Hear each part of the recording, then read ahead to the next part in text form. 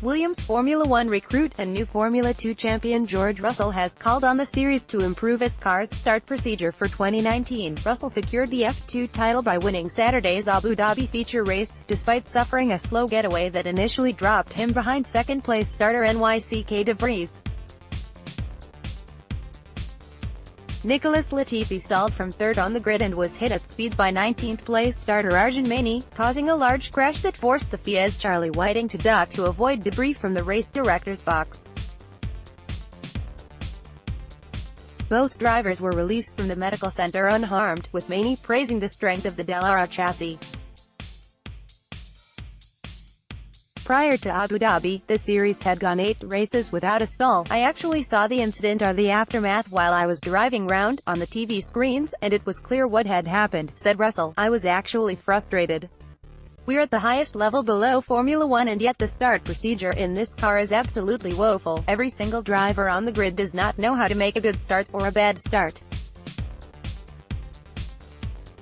And even if they make a good start, it is impossible to repeat it. It's a gamble every single time. I have huge sympathy for the guy who stalled and the guy who crashed because it's not their fault. You toss a coin and you hope for a good start. This is something that absolutely has to change for next year.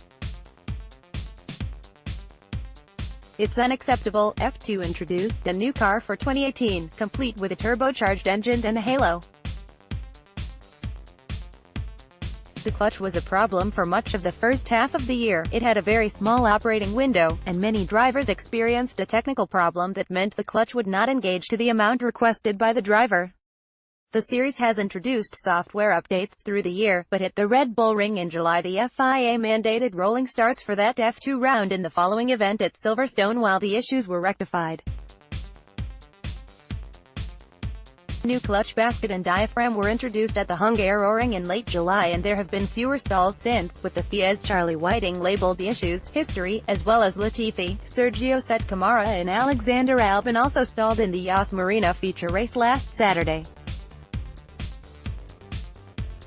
Autosport understands F2 brought an update related to revs for this round. F2 officials initiated a meeting with teams after the Abu Dhabi feature race to explain that the hot conditions could make starting the car more difficult. The heat made the asphalt warmer and stickier, meaning cars struggled to gain traction more and were likely to suffer more wheel spin. F2 reverted to the pre-update version for Sunday's race as a precaution, but Latifi and Sette Camara stalled again.